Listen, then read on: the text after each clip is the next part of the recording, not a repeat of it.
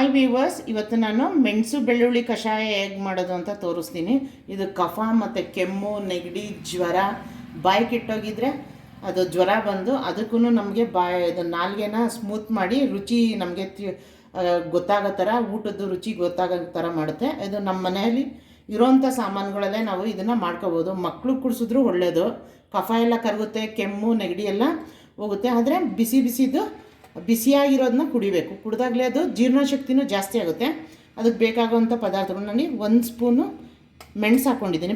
ಅದು ಕಾಳು ಮೆಣಸು, ಕರಿ ಮೆಣಸೇ ಬೇಕು. 1 ಸ್ಪೂನ್ ಜೀರಿಗೆ, ಶುಂಠಿ 1-2 ಇಂಚು, 1 ಬಲ್ಪಷ್ಟು ಬೆಳ್ಳುಳ್ಳಿ, ಒಂದು ಪಿಂಚ್ ಆಫ್ ಇದು ಅರಿಶಿನ ಪೌಡರು ಮತ್ತು ರುಚಿಗೆ ತಕ್ಕಷ್ಟು ಉಪ್ಪು ಹಾಕ್ಕೊಳ್ಬೇಕು. ಇದಕ್ಕೆ ಫಸ್ಟು ಇದನ್ನೆಲ್ಲ ಕುಟ್ಕೋಬೇಕು. ನೋಡಿ, ಮೆಣಸು ಮತ್ತು ಜೀರಿಗೆನ ಸ್ವಲ್ಪ ರಫಾಗಿ ಕುಟ್ಕೋಬೇಕು, ನೈಸಾಗಿ ಬೇಡ.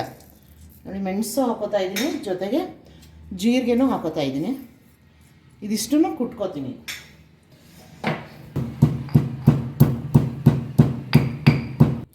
ಮೆಣಸು ಬೆಳ್ಳುಳ್ಳಿ ಇಷ್ಟು ರಫಾಗಿ ಇದು ಮಾಡ್ಕೋಬೇಕು, ತುಂಬ ನೈಸ್ ಆಗಬಾರ್ದು. ಇಷ್ಟು ರಫಾಗಿ ಅದರಲ್ಲಿರೋ ರಸ ಎಲ್ಲ ಬಿಟ್ಕೋಬೇಕು. ನೋಡಿ, ಈ ಗ್ಲಾಸ್ನಲ್ಲಿ ನಾನು ಬೌಲ್ ಇಟ್ಕೊಂಡಿದ್ದೀನಿ, ಅಲ್ಲೇ ನೀರು ಕಾಯ್ಸೋಕೆ ಇಟ್ಟಿದ್ದೆ.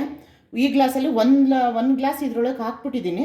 ಇದೊಂದು ಗ್ಲಾಸ್ನ ಹೀಗೆ ಇಟ್ಕೊಂಡಿದ್ದೀನಿ, ಇದನ್ನು ಸೇರಿಸಿ ಹಾಕ್ತಾಯಿದ್ದೀನಿ. ನೋಡಿ, 2 ಗ್ಲಾಸಷ್ಟು ನೀರು ಹಾಕ್ಕೊಂಡಿದ್ದೀನಿ. ಇದು ಅರ್ಧ ಲೀಟ್ರ್ ನೀರಿದೆ. ಈಗ ಒಂದೊಂದಾಗೆ ಕುಟ್ತಾ ಇರೋದೆಲ್ಲ ಇದಕ್ಕೆ ಹಾಕೋತಾ ಇರಬೇಕು. ನೋಡಿ, ಇಷ್ಟು ಜೀರಿಗೆ ಮತ್ತು ಮೆಣಸು ಕುಟ್ಕೊಂಡಿದ್ದೀನಲ್ಲ, ಅದು ಫಸ್ಟ್ ಹಾಕಬೇಕು.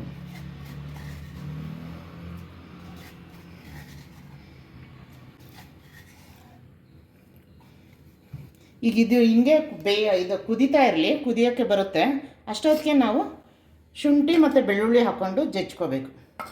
ಶುಂಠಿ 1 ಇಂಚಷ್ಟು ಹಾಕ್ಕೊಂಡಿದ್ದೀನಿ ಕಟ್ ಮಾಡಿ, 1 ಬಲ್ಪಷ್ಟು ಬೆಳ್ಳುಳ್ಳಿ ಹಾಕ್ಕೊಂಡಿದ್ದೀನಿ. ಇದಿಷ್ಟು ರಫಾಗಿನೇ, ಇದು ಅಷ್ಟೇ ರಫಾಗೆ ಜಜ್ಕೋಬೇಕು.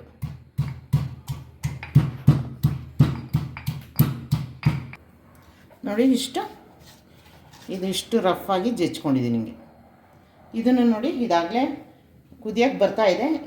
ಇದನ್ನು ಸೇರಿಸಿ ಇದಕ್ಕೆ ಹಾಕ್ಬೇಕು. ಇದು ನೋಡಿ, ಕುದೀತಾ ಇದೆ. ಆಗಲೇ ಇದು ಚೆನ್ನಾಗಿ ಕುದ್ಬಿಟ್ಟು, ನಾನು 2 ಗ್ಲಾಸ್ ನೀರು ಹಾಕಿದ್ನಲ್ಲ, ಈಗ 1 ಗ್ಲಾಸ್ ಆಗೋಷ್ಟು ಕುದಿಬೇಕಿದು. ಚೆನ್ನಾಗಿ ಕುದ್ಬಿಟ್ಟು ಅದು ರಸ ಎಲ್ಲ ಹಿಡಿಬೇಕು ನೀರಿಗೆ. ಆವಾಗ ಅದರಲ್ಲಿರೋ ಸತ್ವ ಎಲ್ಲ ನೀರಿನಿಗೆ ಸೇರಿಕೊಂಡು ನಾವು ಬಿಸಿಯಾಗಿ ಕುಡಿದ್ರೆ ಒಂದು 1/2 hour 2 hours ಎಲ್ಲ ಜ್ವರನೂ ಕಮ್ಮಿ ಆಗುತ್ತೆ, ನೆಗಡಿ ಕೆಮ್ಮು ಎಲ್ಲ ಹೋಗುತ್ತೆ. ಈಗ ಇದು ಒಂದು 1/2 hour ಕುದಿಬೇಕು ಚೆನ್ನಾಗಿ. 1 ಗ್ಲಾಸ್ ನೀರು ಹಾಕಬೇಕಿದು. ನೋಡಿ, ಈ ಥರ ಮಳ್ಳಬೇಕು, ಚೆನ್ನಾಗಿ ಕುದಿಬೇಕು. ಇದರಲ್ಲಿರೋ ರಸ ನೋಡಿ, ಇದೆಲ್ಲ ಬಿಟ್ಕೋಬೇಕಿದು. ನಾನು ಹೇಳಿದ್ನಲ್ಲ, 1 ಗ್ಲಾಸಷ್ಟು ಹಾಕಬೇಕಿದು. ಚೆನ್ನಾಗಿ ಕುದ್ಬಿಟ್ಟು ಅದು ರಸ ಇಟ್ಕೊಂಡು ನೀವು ಓಪನ್ ಆಗಿ ಇಟ್ಕೊಂಡು ಬೆಳಗ್ಗೆ ಸಾಯಂಕಾಲ 1 ದಿನ ಕುಡಿದ್ರೆ ಸಾಕು, ಎಲ್ಲ ಕಫ ನೆಗಡಿ ಎಲ್ಲ ಹೋಗಿರುತ್ತೆ.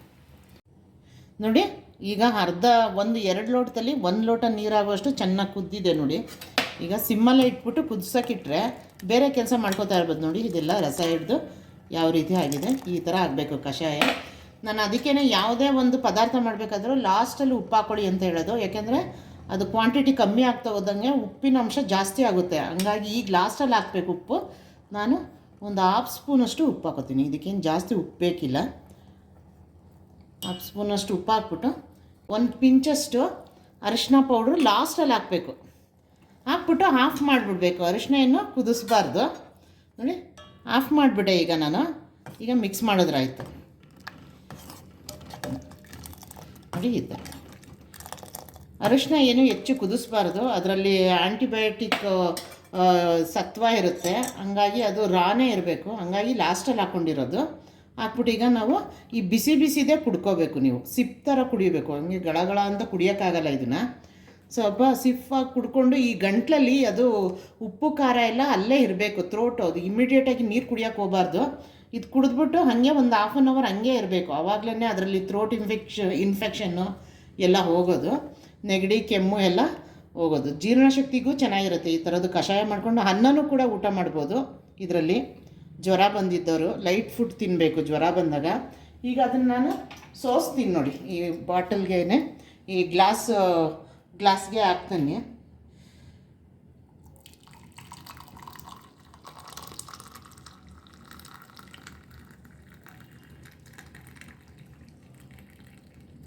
ನೋಡಿ, 1 ಗ್ಲಾಸ್ ಆಯಿತು. ನಾನು 2 ಗ್ಲಾಸ್ ಹಾಕಿದ್ದೆ.